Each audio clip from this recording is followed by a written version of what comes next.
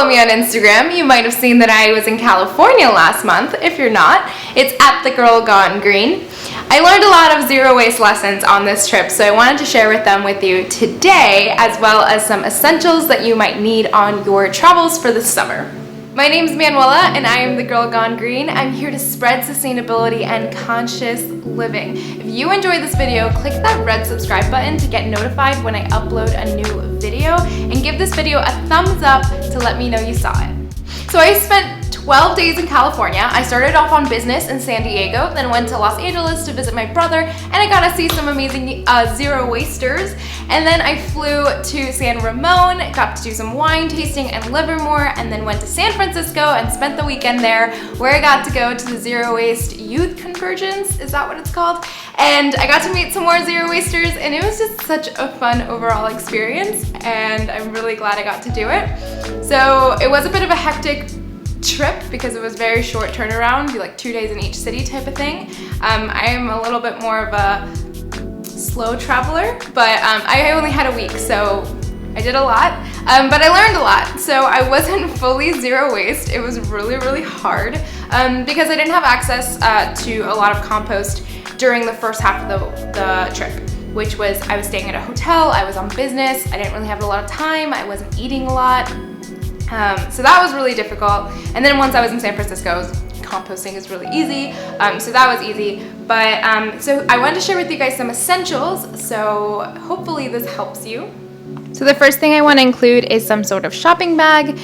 I like to go to the grocery store in every single city I go to just to get fresh snacks that I can kind of eat throughout the day. I got some almond butter and some apples, so it's just really useful to get a shopping bag, as well as if you want to buy any souvenirs or, you know, thrift store clothing, or you never know when you're going to need an extra bag. Maybe your suitcase breaks. So always recommend having some sort of grocery bag, and I recommend that it zips so that everything stays inside and safe. I also brought some produce bags, and I just kept them in my grocery bag just for those loose items. I brought a mason jar, which is great for food storage, leftovers, carrying snacks, as well as drinking water, pretty much everything. This was really handy. I definitely recommend it. I carried my breakfast the day of the flight in this, and then I just cleaned it out and used it for other things. And lastly, if you're a coffee drinker, I recommend bringing some sort of mug with you, some sort of like tumbler.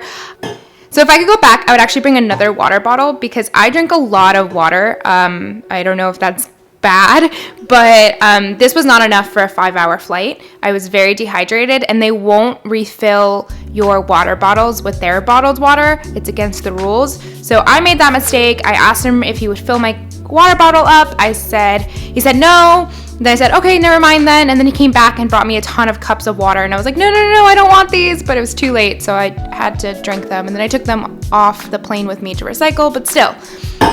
So I ended up buying a kombucha bottle that came in glass and then filling it up with water after I drink the kombucha. But I recommend carrying either a larger one or bringing 2, especially for those long flights.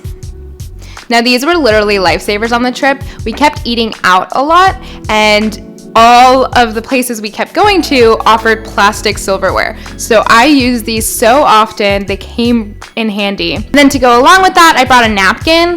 In the future, I would probably bring a black napkin because I wasn't able to wash this the whole time I was there. So it was kind of getting gross, but definitely really useful. It served as a placemat. It served as a napkin for all the restaurants I just mentioned. So definitely recommend a napkin. I recommend bringing some sort of toiletries that will keep your skin very moisturized. Obviously, California is a lot drier than it is here in Florida, where the weather is very humid, but in general, your skin will dry up on flights, so just things that will keep your hair moisturized and your skin moisturized, and just something to keep you nice and healthy. I also bring my own soap and shampoo, so I just like to carry them around with me because it reduces the amount of those plastic samples you get at hotels, and then you have access to the things you know and love rather than using some stuff that might dry out your hair even more. So I just like to stick to whatever I like, so I typically just bring soap and shampoo and then the hair oil that I showed in the last clip. And then I want to end this video by saying that, you know, reducing your waist doesn't have to be this extreme thing, and like vacation, you should relax. You should kind of take off that pressure, because it's not about a number. It's not about the trash jar of 4 years. It's about creating something and living more consciously. It's about changing your habits. And I don't think you have to be perfect. And the more I get into this lifestyle and the longer I live it, the more I think it's about a balance. And so for me, I tried my best on this trip, but relax, take it one step at a time, and every impact you have makes a huge difference. So don't think that you have to go out and be this extreme person. Just try your best. I hope you enjoyed this video. I hope you're liking the 22 days of April. And for now, don't forget to live sustainably and consciously, and I will see you in my next video.